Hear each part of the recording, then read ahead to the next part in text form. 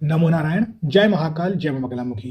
देखिए, आज का टॉपिक है कि यह संकेत बताते हैं कि आपके अंदर शक्तियां जागृत हो गई है, आपके देवता या देवी आपसे खुश हैं, आपकी पूजा का फल आपको मिल रहा है और जो आप चाहते हैं वो मनोकामना आगे जाके पूर्ण होगी।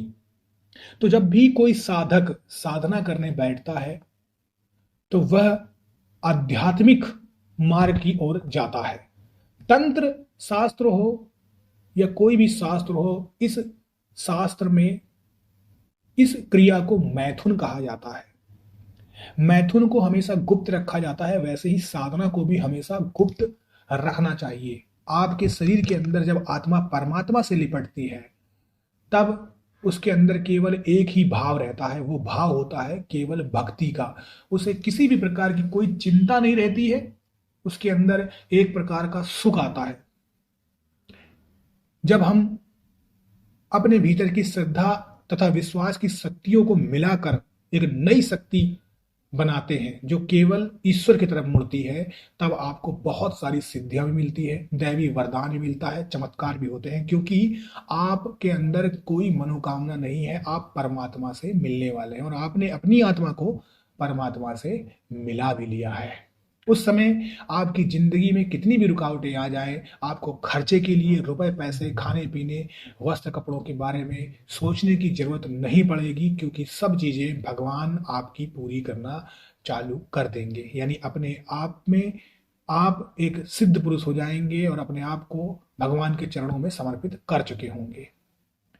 तो मनुष्य जब भी कोई प्रकार का महत्वपूर्ण कार्य करने जाता है, जैसे पूजा साधना, तब उसकी जिंदगी में बहुत सारी विघ्न बाधाएं आती हैं। भय आएगा, प्रलोभन आएगा, कोई उसका टाइम खराब करने की कोशिश करेगा, निगेटिव एनर्जी आएगी, खाना पीना उसका सही नहीं होगा, उसके शरीर में आलस्य आएगा, घृणा हो जाएगी। दिमाग उसी समय आपसे कहेगा कि नहीं, आप सो जाओ, आराम कर लो, आज पूजा छोड़ देते हैं, आज साधना छोड़ देते हैं।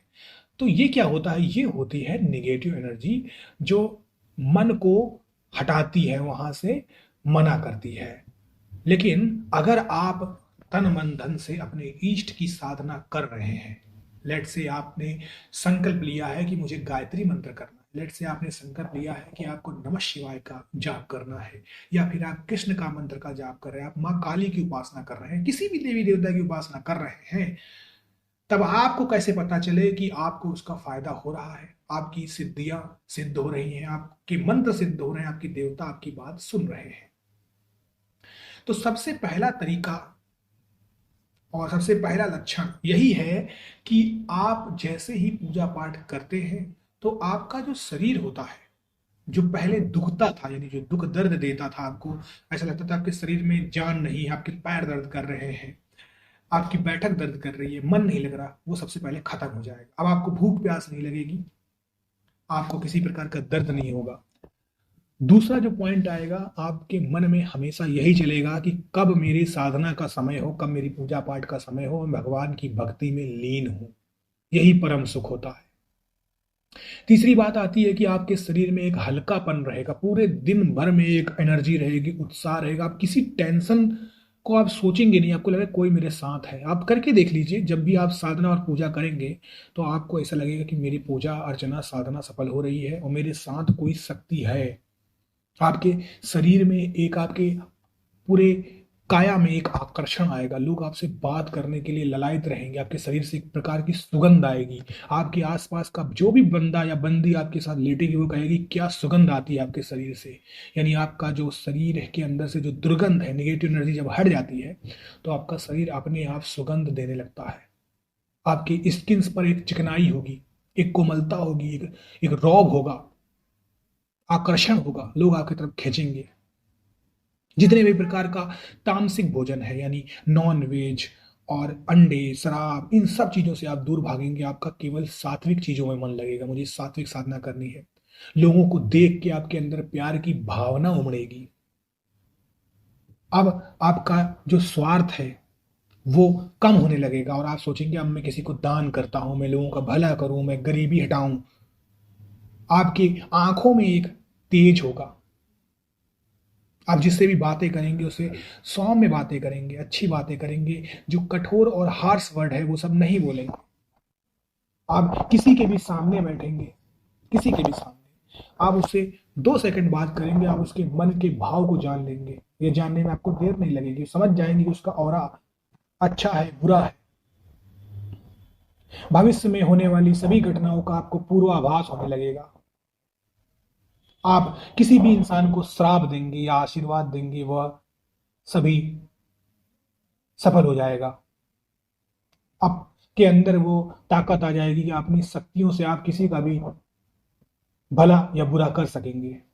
आपकी जो पूजा करते हैं, जिसमें जो भी दीपक होगा उसमें फूल बनना स्टार्ट हो जाएगा। पहले एक फूल, फिर 2 फूल, फिर कई प्रकार के फूल, फिर विभिन्न विभिन्न प्रकार की आकृतियां। मुझे ऐसे बहुत से लोग हैं जो मुझसे जुड़े हुए हैं और मुझे शेयर करते रहते हैं। मेरे कई फ्रेंड हैं बाहर के, वो मुझे शेयर करते रहते हैं कि मेरे उसमें देखिए आपके आशीर्वाद से ये आकृतियां बन रही हैं। सो पूजा में आकृतियां बनेंगी, कभी शेर बनेगा, कभी हाथी बनेगा, कभी माँ बनेंगी, कभी भगवान के दर्शन होंगे। तो इसका मतलब है कि वो देवी देवता आपके ऊपर प्रसन्न है, आपसे प्रसन्न है। फिर आपकी जो पूजा की जो लौ होगी वो धधकेगी, बढ़ेगी तेज तेज, और कभी कभी वो मुड़ जाएगी भगवान के साइड को, जहां जिस भी देवी देवता की तरफ आपके भगवान होंगे वहां मुड़ जाएगी।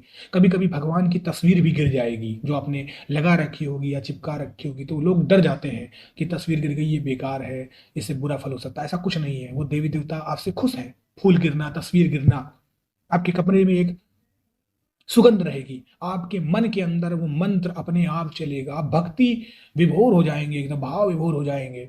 आप सो रहे होंगे, आपके मन में वही मंत्र, वही चालीसा, वही स्तुति चल रही होगी। आपको सपने में स्वप्न दर्शन होने लगेंगे भगवान के। आपको केवल भगवान भगवान और भगवान ही दिखाई देंगे। हर चेहरे में आपको भगवान दिखाई देगा। जीव जंतुओं के प्रति आपके अंदर एक अलग प्रकार का लगाव हो जाएगा। आप अपने खाने को छोड़ के सोचोगे मैं इसको खाना दे दूं। बहुत सारी ऐसी चीजें हैं जिससे आपको धीरे धीरे एहसास होने लगा कि ये शक्ति मेरे साथ है। आपके कानों में शंखनाद होगा, हवाएं चलेंगी आपके पर्दे में। कभी कभी आपको एहसास होगा कोई आपके इर्द गिर्द है, जो कोई नहीं सुन पाएगा वो साउंड आप सुनोगे। आपके सारी इंद्रियां जो होती हैं वो सेंसिटिव हो जाएंगी। अब सुई की आवाज हो, चाहे कुत्ते की भौंकने की दूर दूर तक आवाज हो, 5 किलोमीटर आपको सुनाई देना स्टार्ट हो जाएगा। जब ये सब सिद्धियां आपको मिलने लगती हैं तो आप समझ जाइए कि आप परमार्थ की तरफ बढ़ रहे हैं। लेकिन यहीं पर ये क्रिया खत्म नहीं होती है। अब आपके चक्र धीरे धीरे जागृत हो रहे हैं, और चक्र जागृत होने में बहुत समय लगता है। कई करोड़ों मंत्र के बाद आपके कुंडली के भी जो स्थान होते हैं वो सही होने लगते हैं, जैसे प्रथम भाव, द्वितीय भाव, तृतीय भाव। ये भी एक स्टेप है। यानी ये जो कुंडली है ये आपकी, और कुंडली और कुंडलिनी और ये सिद्धियां, ये सब एक दूसरे के संपूरक है, मिली हुई है। जैसे जैसे आप मंत्रों में जाप को जाएंगे आपकी कुंडली का पहला हाउस सही होने लगेगा, लग्न हाउस। फिर और ऊपर आप बढ़ेंगे मंत्रों के जाप के ऊपर, फिर आपका सेकंड हाउस सही होने लगेगा। फिर चक्र आपके धीरे धीरे नीचे मूलाधार से होते हुए ऊपर तक जागृत होने लगेंगे। तो ये सब तरीका आपके साथ होने लगेगा। इससे आपको पता चलेगा कि अब आपके मंत्र जागृत हो रहे हैं, सिद्ध हो रहे हैं। आपकी जो पूजा अर्चना है, साधना है, उस प्रभु तक पहुंच रही है। आगे जाके आपकी सभी मनोकामनाएं पूर्ण होंगी। सो आशा करता हूं आपको मेरा आज का यह टॉपिक भी अच्छा लगा होगा। अगर लगा है तो इसे लाइक और शेयर जरूर करें। मैं ऐसे ही अच्छी अच्छी वीडियो आपके सामने लाता रहूंगा। जो लोग मुझसे पहले से जुड़े हुए हैं वो लोग जुड़े रहिए, मैं ऐसे ही वीडियो आपके साथ लिए लाऊंगा। और जो लोग नए आए हैं मेरे चैनल को सब्सक्राइब और लाइक करना ना भूलें। मैं ऐसे ही और वीडियो आपके सामने लाने की पूरी कोशिश करूंगा। आप लोग स्वस्थ रहें, ऐसी सिद्धियां मिलती रहे।